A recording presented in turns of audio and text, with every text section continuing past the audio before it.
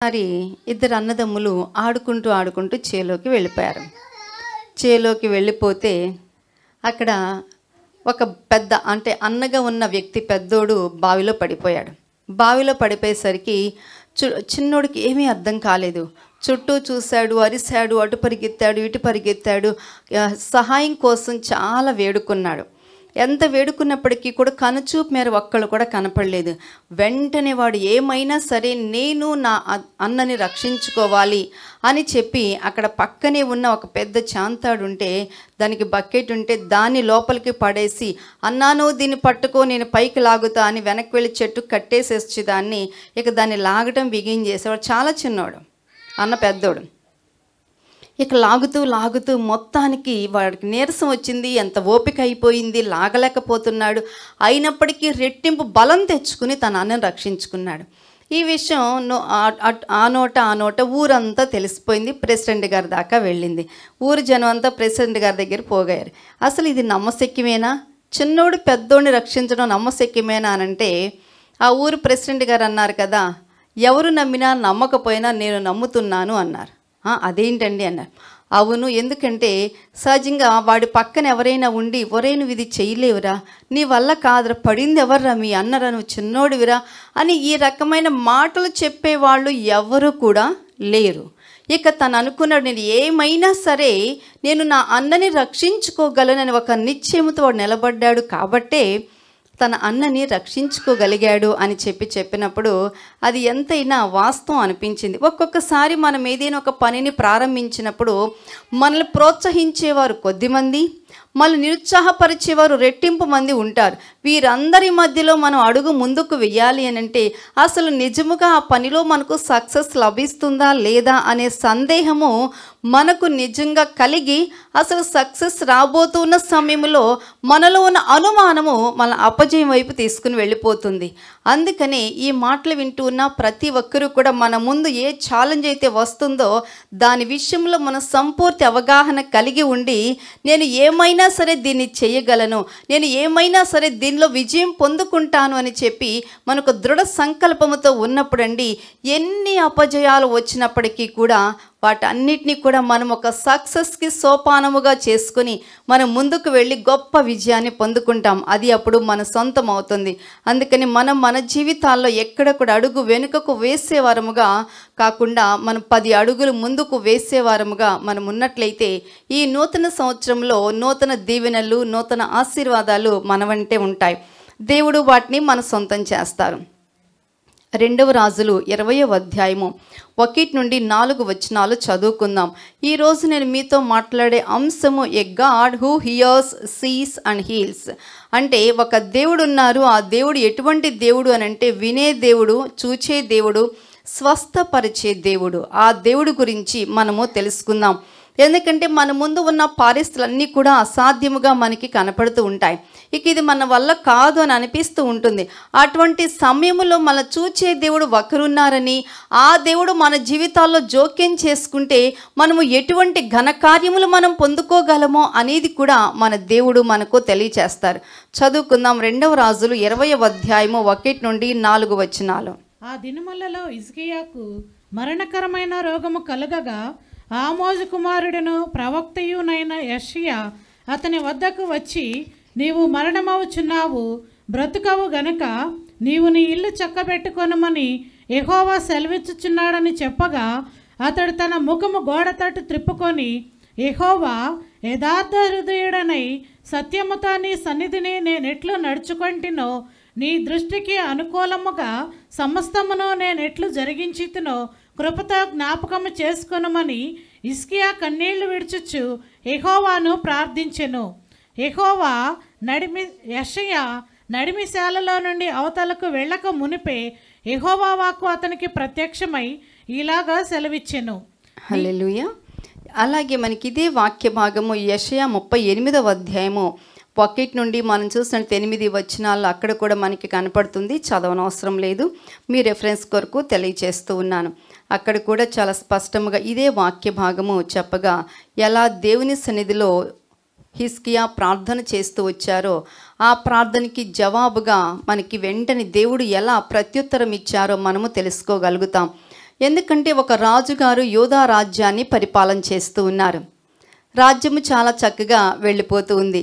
యోధాను పరిపాలన చేసిన 21 కింగ్స్లో ఒక మంచి రాజుగా పేర్కొనబడ్డాడు హిజ్కియా. కానీ కాలగమనాన దేవుడు తన జీవితంలో జోక్యము కలగ చేసుకున్నారు. ఒక వర్తమానాన్ని పంపించారు. దేవుడు తన రాజ్యాన్ని పరిపాలన చేస్తున్న రాజులలో ఇటువంటి వర్తమానం పంపబడిన రాజుగారు ఈయనేమో అని అనిపిస్తుంది.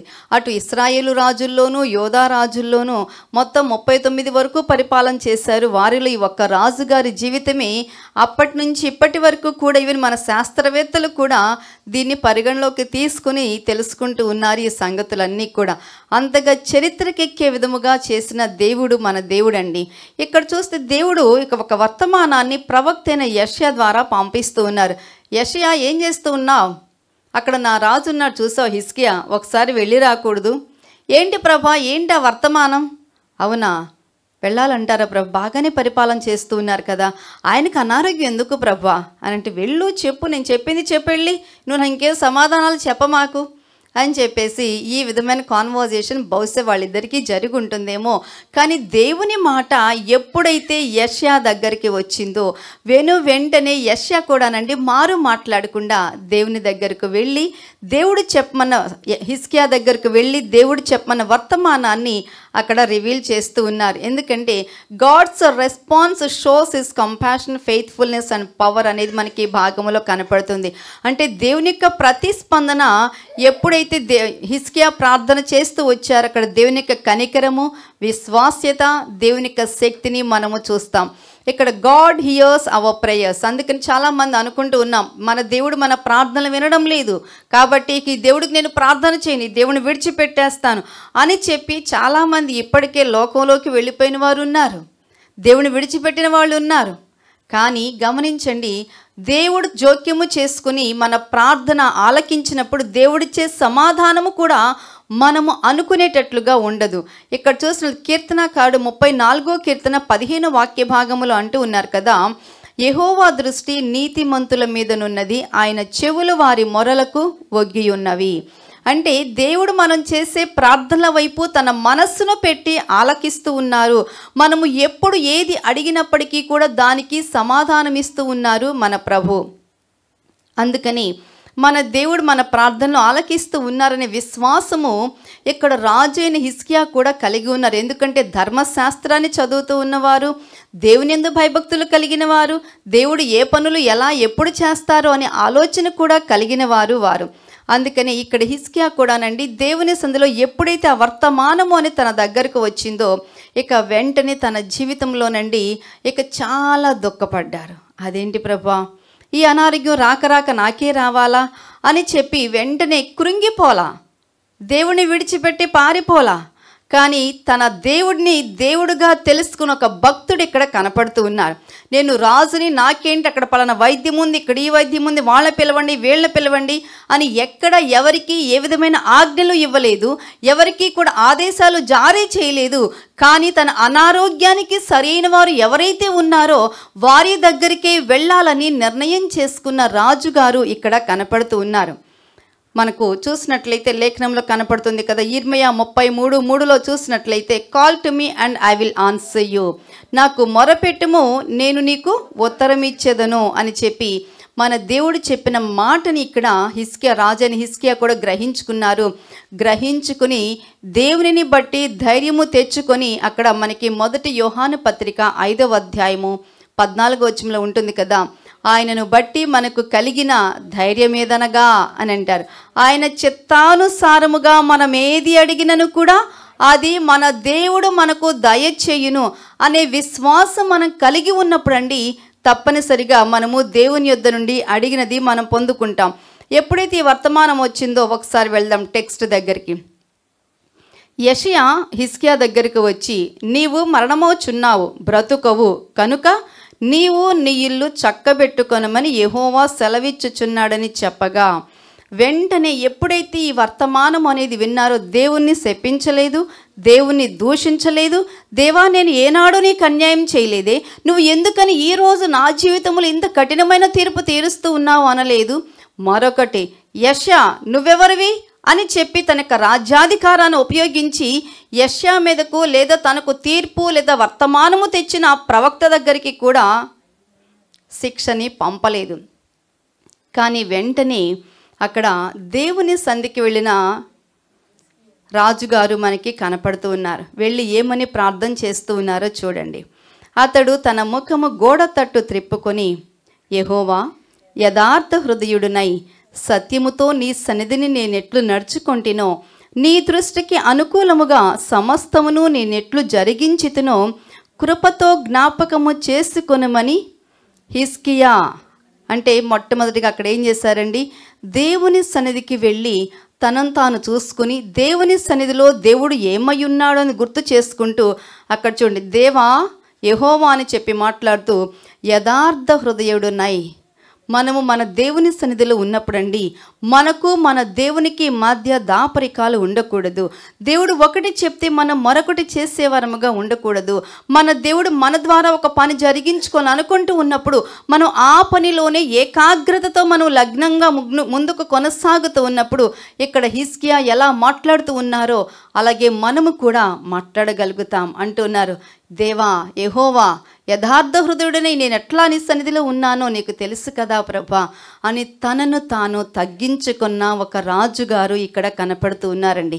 ఎందుకంటే మన దేవుని సన్నిధిలోనండి మనము ఏదైతే దేవునితో మాట్లాడుతూ ఉంటామో గాడ్ హియర్స్ అవర్ ప్రేయర్స్. మనము చేసే ప్రతి ప్రార్థన కూడా మన ప్రభు వింటూ ఉన్నారు. మనము దేవుని సన్నిధిలో పెట్టే ప్రతి మొర ఆయన ఆలకిస్తూ ఉన్నారు. కన్నీటితో, రోదనతో, విజ్ఞాపనతో మనం చేసే ప్రతి ప్రార్థన కూడా అదే కదా. మరలా మనకి లేఖనాల్లో కనపడుతుంది, ఈ స్థలమందు మీరు చేయబడు ప్రార్థనల మీద నా కనుదృష్టి నిలిచి ఉన్నది. అంటే దేవుని సందులో మనం చేసే ప్రతి ప్రార్థన కూడానండి మన దేవుడు ఆలకిస్తూ ఉన్నారు. ఈ భూప్రపంచం మీద ఎవరు ఎక్కడ ఉండి ప్రార్థన చేసినప్పటికీ కూడా మనము ఆ ప్రార్థనలన్నీ కూడా దేవుని సంధికి వెళుతూ ఉన్నాయి. అలాగే ఎంతోమంది మిషనరీలండి తమ జీవితాలలో ఎన్నో గొప్ప కార్యాలు చేస్తూ వచ్చారు. అంతేకాదు వారి జీవితాలను కనుక మనం ఒకసారి పరిశీలన చేసినట్లయితే విజ్ఞాపన ప్రార్థనలో రీస్ హవెల్స్ అనే ఒక సోదరులు జాతీయ అంటే నేషన్ కొరకు వారు ప్రార్థన చేస్తూ వచ్చారన్నమాట. ఆయన ఒక మిషనరీ. ముఖ్యంగా ప్రపంచ యుద్ధాలు జరిగే సమయంలో దేశం కొరకు చేసిన ప్రార్థనల్లో అతను బ్రిటిష్ సైనికులను రక్షించడానికి దేవుని సన్నిధిలో ప్రార్థన చేసినప్పుడు దేవుడు అంటండి ఆ ప్రార్థనను ఆలకించి యుద్ధాలను ఆపివేసి సైనికులను రక్షిస్తూ వచ్చారు. అంతేకాదు ప్రస్తుత కాలంలో జరుగుతూ ఉన్న యుద్ధాలు కావచ్చు, ప్రపంచంలో ఉన్న వ్యతిరేకమైన సంఘటనలు ఎన్నో జరుగుతూ ఉన్నాయి. ప్రకృతి వైపరీత్యాలు మనం చూస్తూ ఉన్నాం. అవన్నీ చూస్తూ ఉన్నప్పుడు వర్షాభావం అని చెప్పేసి మనకి గవర్నమెంట్ అనౌన్స్మెంట్ ఇస్తూ ఉంది, సురక్షితమైన ప్రాంతాలకు వెళ్ళండి అంటూ ఉంది. ఆ సమయంలో మనం ప్రార్థన చేసినప్పుడు వర్షపు చినుకుని ఆకాశంలోనే ఆపివేయలేదా? ఆనాడు ఎక్కడో జరిగిన సంఘటన కాదండి. నేడు మన మధ్య మనము చేసే ప్రార్థనలను దేవుడు ఎలా ఆలకిస్తూ ఉన్నారో గుర్తు చేసుకున్నట్లయితే మనకు అర్థమవుతుంది. అంతేకాదు మరొక మిషనరీ డేవిడ్ లివింగ్స్టన్ అంటే ప్రొటెక్షన్ కొరకు వారు చేస్తూ వచ్చిన ప్రార్థన పరిచర్య చేసే సమయాలలో ప్రమాదకరమైన సంఘటనల గుండా ప్రయాణం చేసేటప్పుడు అక్కడికక్కడే నిలబడి దేవుని సందులో ప్రార్థన చేసినప్పుడు ఆ ప్రమాదకరమైన పరిస్థితుల గురించి దేవుడు తప్పిస్తూ వచ్చిన విధానం మనకు చరిత్రలో ఇలా మనం చూస్తూ వెళ్తే ఎన్నో సాక్ష్యాలు మనకి కనపడుతూ ఉన్నాయి. అందుకని మనము కూడా మన జీవితాలలోనండి ఎటువంటి ప్రమాదకరమైన పరిస్థితి ఎదురైనప్పటికీ కూడా దేవుని సందులో మళ్ళీ మనం దేవుని ఎదుట కనపరుచుకొని మనము ఎప్పుడైతే నిలబడతామో అక్కడ దేవుని యొక్క గొప్ప కార్యాలు మనము పొందుకోగలుగుతాం. అంతేకాదు రెండవదిగా చూసినట్లయితే గాడ్ సీస్ అవర్ టియర్స్. అదే అంటున్నారు కదా, I have seen your tears అని చెప్పేసి మనకి ఇక్కడ తెలియచేస్తూ ఉన్నారు. ఇక్కడ ఈ భాగంలో చూసినట్లయితే ఇందాక 3వ వచనం చదివిన తర్వాత ఉంది కదండి, కన్నీళ్లు విడుచుచు యెహోవాను ప్రార్థించెను అని చెప్పి హిజ్కియా ఎప్పుడైతే దేవుని సన్నిధిలో ఎలా ప్రార్థన చేశారండి. అసలు మనకి కన్నీరు వస్తుందా? కన్నీరు ఎప్పుడైనా వచ్చిందా అండి? కన్నీరు ఎప్పుడు వస్తుంది? కన్నీరు రాని వారు ఎవరు కూడా లేవు. ముఖ్యంగా మనకి రోజు వస్తాయి. వంటగదిలోకి వెళ్ళి ఉల్లిపాయలు కోయటం ప్రారంభిస్తే చాలు. సో ఉల్లిపాయలు ఒక్కొక్కసారి ఉల్లిపాయలు కళ్ళమే పెట్టుకుని మనకి ఆ పొగరు ఏం చేస్తుందంటే మనకి టీయర్స్ తెప్పిస్తూ ఉంటుంది. నేను ఆ కన్నీటి గురించి మాట్లాడటం లేదు. ఆ కన్నీరు మంచిది. మన ఐస్లో ఉన్న దోషాన్ని అంతటినీ కూడా ఇది బయటికి పంపించేస్తుంది. చాలా చక్కగా స్వచ్ఛంగా కనపడతాయి మన కళ్ళు. కొన్ని టెక్నిక్స్ ఇది కనుక మీరు తాగండి, ఇది కనుక మీరు చూడండి, అసలు ఇక అద్భుతంగా మీ చేతులు మీ కళ్ళకున్న కళ్ళజోడు తీసి ఇసురు కొట్టేస్తారంటారు. అంటే మళ్ళీ ఇంకో డాక్టర్ దగ్గరికి వెళ్ళాలని కాదు, అంటే అంత అద్భుతంగా చిట్కాలు పనిచేస్తాయని చెప్పి. అయితే ఇక్కడ ఆ కన్నీటి గురించి కాదు, కానీ ఇక్కడ తన మరణము అనేది సమీపముగా ఉంది. ఎప్పుడో తెలియదు, నువ్వు చనిపోతావు, వచ్చేసిన మరణ వాంగ్మూలం, డెత్ స్టేట్మెంట్ డిక్లేర్డ్.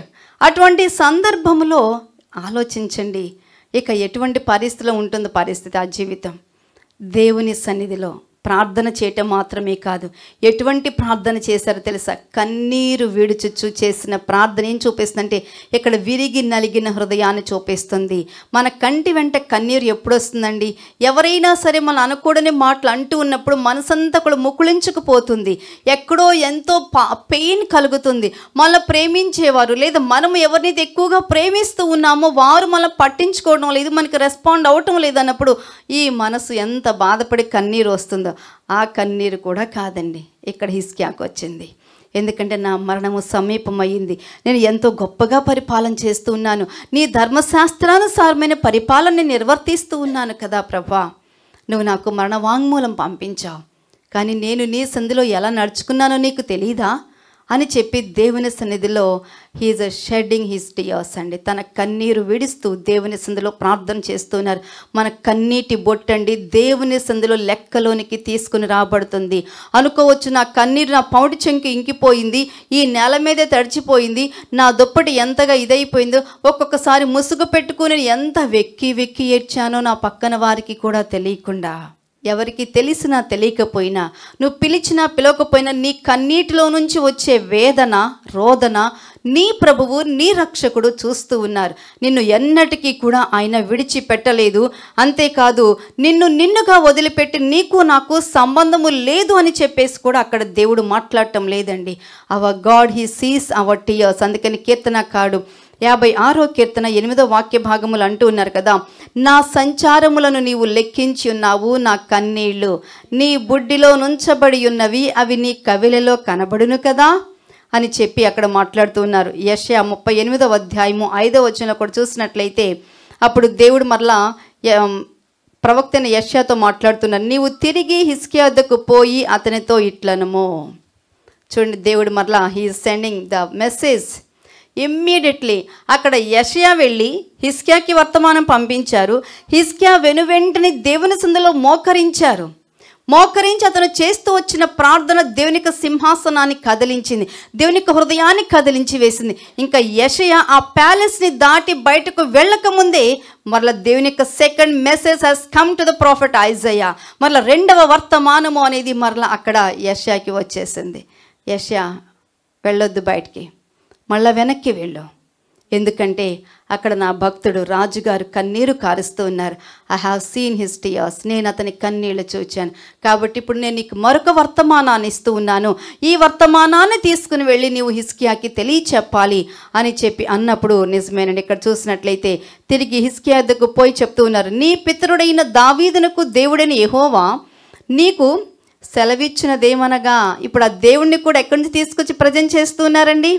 నీ పితరుడైన దావీదు దేవుడైన యెహోవా అని చెప్పి వెనక్కు వెళ్ళి దావీదు కాలములో దావీదు దేవుడుగా ఉన్న ఇక ఆ దేవుణ్ణి పరిచయం చేస్తూ మరల గుర్తు చేస్తూ, నీవు కన్నీళ్లు విడుచుట చూచితిని, నీ ప్రార్థన నేను అంగీకరించి ఉన్నాను.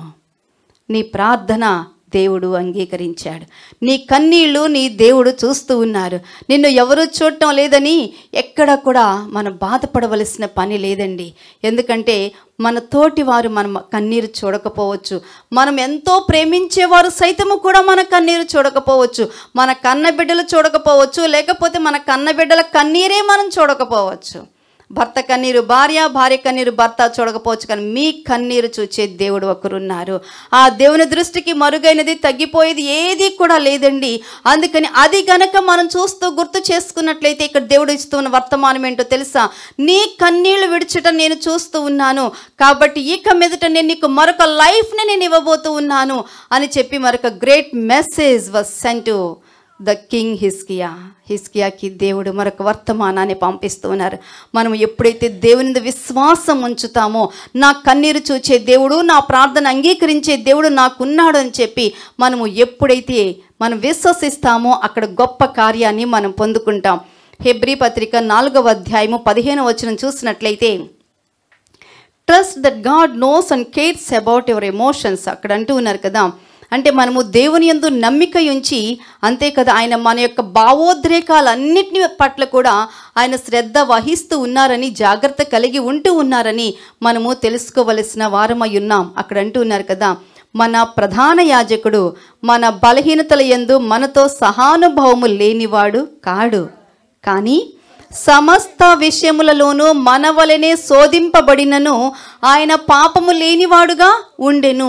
అంటే ఈరోజు మనము ఎదుర్కొనే ప్రతి బలహీనత కూడా మన రక్షకుడైన క్రీస్తు అనుభవిస్తూ ముందుకు వెళ్తూ వచ్చిన వ్యక్తి కాబట్టి, ఈరోజు నేను ఎదుర్కొనే బాధ వేదన అనేది ఆయనకు తెలుసు. కాబట్టి మనము మన కన్నీటి విషయంలోనండి, మన బాధ విషయంలో ఎక్కడ చెప్పుకోవాలో అక్కడ చెప్పుకోవాలండి.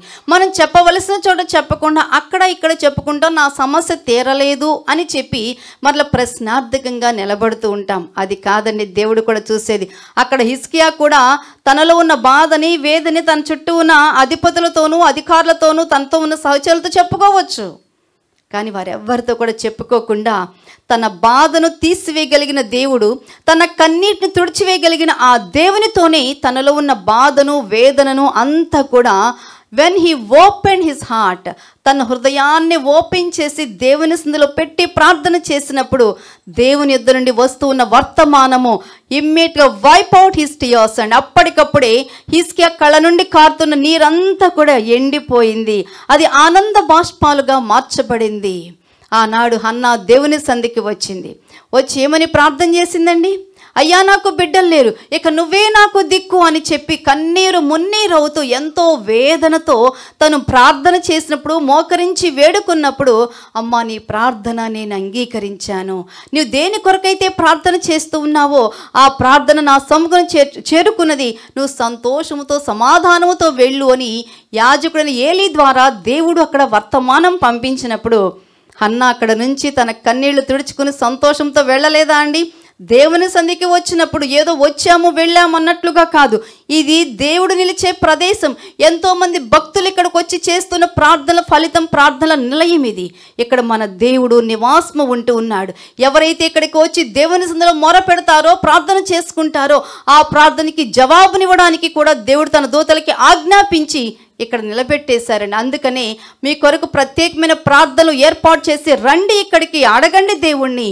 ఎందుకు ఇవ్వడు? మనకు గాక ఇంకెవరికి ఇస్తారు చెప్పండి? అది ఆరోగ్యమైనా లేకపోతే ఆర్థికపరమైన దీవెనైనా ఏది అయినప్పటికీ కూడా ఇవ్వగలిగిన సమర్థుడు.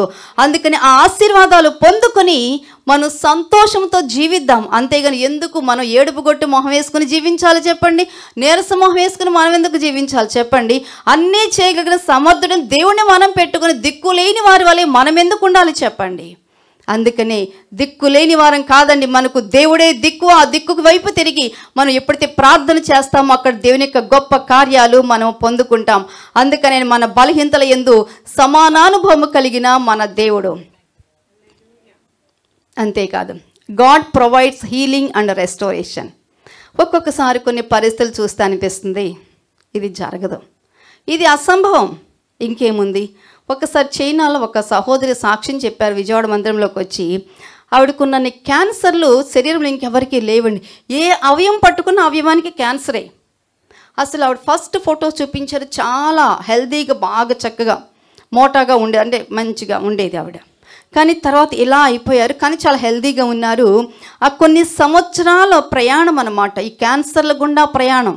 ఆ కీమోలు అంటారు, రేడియేషన్లు అంటారు, సర్జరీలు అంటారు, ఎన్నిటి గుండా ప్రయాణం చేస్తున్న అందరు నువ్వు బ్రతకమన్నారు, వెళ్ళిపో అన్నారు, తీసుకెళ్ళిపోమన్నారు. వీల్ చైర్ తనకు అంకితం అయిపోయింది, అసలు హాస్పిటల్కి రూమే తనకి అంకితం అయిపోయింది. నా దేవుడు నన్ను స్వస్థపరుస్తాడు, నా దేవుడు నన్ను బాగు చేస్తాడు, ఇదే ప్రార్థన ఆవిడది. ఇప్పుడు ఎంతోమంది తన సాక్ష్యం ద్వారా దీవెన పొందుకుంటూ ఉన్నారు. ఇక్కడ హిజ్కియాకి మరణకరమైన రోగము అనేది వచ్చినప్పుడు ఇక్కడ అందరూ కూడా అదే అనుకున్నారు హిజ్కియా విషయంలో కూడా. అయితే ఇప్పుడు మన టెక్స్ట్లో చెప్పుకుంటున్నట్టుగా యెషయా వచ్చి చెప్పాడు, మరల తర్వాత యెషయా మళ్ళీ రెండోసారి వచ్చారు, ఇట్లా ప్రార్థన చేశారు. కాదు, కొంతకాలం గడిచిందండి హిజ్కియా జీవితంలో. ఎందుకంటే మరి హిజ్కియాకి మరణకరమైన రోగం వచ్చిన చుట్టుప్రక్కల ప్రజలందరికీ తెలియాలి కదా. తెలిసిందా లేదా? తెలిసింది అక్కడ. అంటే కొంతకాలం పాటు he was suffering with the disease. ఆ సందర్భంలో కూడా తనలో ఉన్న విశ్వాసాన్ని హిజ్కియా వదులుకోలేదు. ఆ కాలమంతా కూడా దేవుని సందులో పోరాడుతూనే తన జీవితాన్ని కొనసాగింప చేసుకుంటూ వచ్చారు. అది అయిన తర్వాత అండి ఇక్కడ మాట్లాడుతున్నారు కదా, దేవుడు అంటున్నారు surely I will heal you అని చెప్పేసి దేవుడు మాట్లాడుతూ వస్తూ ఉన్నారు. ఎందుకంటే ఇక్కడ హిజ్కియాకి కావాల్సింది ఆధ్యాత్మికమైన స్వస్థత ఒకటి, రెండవది శారీరకమైన స్వస్థత. ఈ రెండుతో కలిపి మానసికమైన స్వస్థత కూడా మనం కలిగి ఉండాలి. ఎందుకని మానసికమైన స్వస్థత అంటూ ఉన్నానంటే, మన ఆలోచన చెప్తుంది నీకు తగ్గదు, ఇది నీ వల్ల కాదు, ఇక అయిపోయింది, నువ్వు అందరికీ గుడ్ బై చెప్పేసే. అదే కదా. ఎందుకంటే కన్నీరు విడుచుట చూచిన దేవుడు మరొక అవకాశాన్ని ఇవ్వమని అడిగినప్పుడు మన దేవుడు ఇచ్చిన దేవుడండి. అలాగే మన జీవితాల్లో దేవుడు ఇస్తూ ఉన్న అవకాశాలను బట్టండి, మనం చేస్తూ ఉన్న ప్రార్థనకి మన దేవుడు ఎలా సమాధానం ఇస్తూ ఉన్నారో అనేది విశ్వాసముతో మనం తెలుసుకున్నప్పుడు అక్కడ గొప్ప కార్యాలు జరుగుతాయి. ఆనాడు హిజ్కియాను చూసినప్పుడు కూడా ప్రజలందరూ కూడా అదే అనుకున్నారు. ఇక నో హోప్ అనుకున్నారు. హిజ్కియా జీవితంలో హిజ్కియా మరణమైపోతాడని చెప్పేసి అనుకున్నారు. అయినప్పటికీ కూడా హిజ్కియా కండి తన రోగం మీద నమ్మకం లేదు, ఆ రోగం తను చంపేస్తున్న నమ్మకం లేదు. కానీ తనను పిలిచిన తన దేవుని యందు నమ్మికను కలిగి దేవుని సంధిలో తనను తాను విప్పి పరిచి ప్రార్థన చేసుకుంటూ కన్నీరు విడుస్తూ దేవుని సంధిలో అడిగిన విజ్ఞాపన ఉంది చూసారా, దాని నుండి పొందుకున్న గొప్ప సమాధానము అనేది మనకి ఇక్కడ కనపడుతూ ఉందండి. ఆనాడు మాత్రమే కాదు, నేటికి కూడా మన దేవుడు సజీవుడు. ఇప్పటికీ కూడా ఆయన సజీవుడై ప్రార్థన చేస్తున్న ప్రతి మొరని కూడా, ప్రతి ప్రార్థనని కూడా ఆయన ఆలకించి మనకు సమాధానము దయచేస్తూ ఉన్న దేవుడు. అందుకని కీర్తనకారుడు 103వ కీర్తన 2-3 వాక్య భాగాల్లో అంటూ ఉన్నారు కదా, నా ప్రాణమా యెహోవాను సన్నుతించుము, ఆయన చేసిన ఉపకారములలో దేనిని కూడా నీవు మరువవద్దు. ఆయన నీ దోషములన్నిటినీ కూడా క్షమించువాడు, నీ సంకటములన్నిటినీ కూడా కుదుర్చువాడు. అందుకనే దేవుని సందులో ప్రార్థన చేసుకునేప్పుడు అండి, మన బలహీనతలు ఏవైతే ఉన్నావో వాటిని విడిచిపెట్టి దేవుడు చేసిన ఉపకారములను మేలును జ్ఞాపకం చేసుకుంటూ మనం ప్రార్థన చేస్తూ వచ్చినప్పుడు అక్కడ మన దేవుడు మన జీవితాల్లో గొప్ప కార్యాలు జరిగిస్తారు.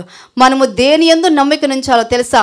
మన శక్తి సామర్థ్యాలు కాదు, మనము కలిగి ఉన్న ప్రతికూల పరిస్థితులు కాదు, ఇరుకులు, ఇబ్బందులు, కరువులు, కాటకాలు కాదు.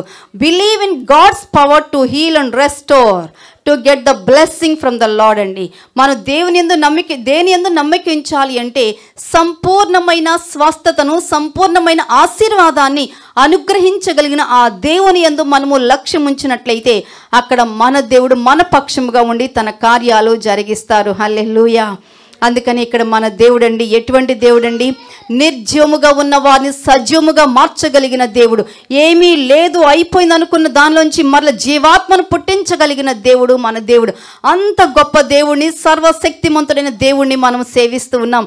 ఆ దేవుడిని మించిన దేవుడు ఈ లోకములో మరొకరు లేరు. మన బలహీనతలకు సరిపోయిన వాడు ఆయనే. అందుకని ఆ దేవునిని బట్టి మన ధైర్యముతో మనం ముందుకు కొనసాగుదాం. అంతేకాదు, గాడ్స్ ప్రామిసెస్ రిక్వైర్ ఒబీడియన్స్. దేవుని వాగ్దానాలకు విధేయత అనేది చాలా అవసరం అండి.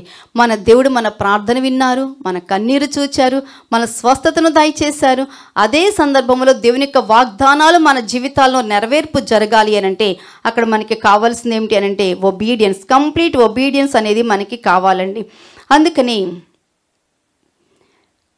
యోహాను సువార్త 14వ అధ్యాయము 15వ వచనం చూసినట్లయితే అంటున్నారు కదా, if you love me keep my commands, మీరు నన్ను ప్రేమించిన ఎడల నా ఆజ్ఞలను మీరు గైకొందురు అని చెప్పి అంటున్నారు. అయితే ఇక్కడ దేవుని యొక్క వాగ్దానం ఏంటి హిజ్కియా జీవితంలో చూసినట్లయితే, on the third day you shall go up to the house of the lord అని చెప్పేసి అక్కడ హిజ్కియాతో దేవుడు మాట్లాడుతూ వస్తూ ఉన్నారు. అందుకని అంటున్నారు కదా, నీవు తిరిగి వెళ్ళి అక్కడికి దేవుని యొక్క మాట తనకి ప్రత్యక్షమైనప్పుడు మరలా అతని జీవితంలో దేవుని యొక్క అద్భుతము అనేది రివీల్ చేయబడినప్పుడు దాని మాటల యందు అక్కడ విశ్వాసం ఉంచారు.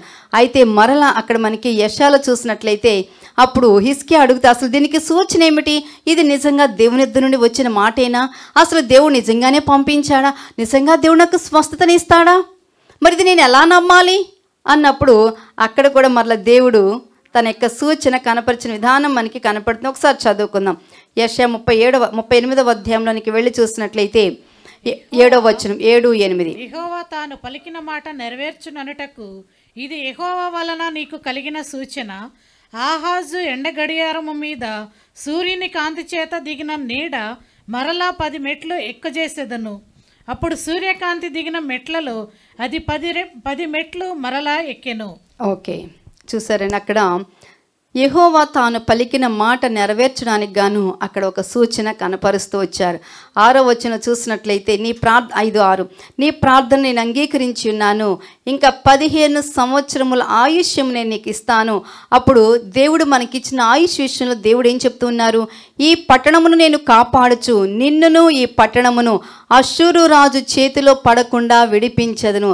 ఓ పక్కన అష్షూరు రాజు సన్హెరీబు వచ్చి గేలి చేస్తూ ఉన్నారు, అవహేళన చేస్తూ ఉన్నారు, దేవుని విమర్శిస్తూ ఉన్నారు, దేవుని ప్రజలను చాలా తృణీకరించి మాట్లాడుతూ ఉన్నారు. అటువంటి వారి మీద నేను నీకు విజయం ఇస్తాను. ఎవరైతే మీ గురించి వ్యతిరేకంగా మాట్లాడుతూ ఉన్నారో, అవహేళన చేస్తూ ఉన్నారో, వ్యంగ్యంగా మాట్లాడుతూ ఉన్నారో వారందరి మీదనండి దేవుడండి మనకు విజయాన్ని అనుగ్రహించేది. అయితే అదంతా జరిగేంత వరకు కూడా దేవుడు ఏం తెలియచేస్తున్నారంటే, have the real obedience from the lord. దేవుని ఎదుట మనం సంపూర్ణమైన విధేయత మనం కలిగి ఉన్నప్పుడు అక్కడ దేవుని యొక్క ఆశీర్వాదాన్ని మనం పొందుకోవడం అనేది జరుగుతుంది.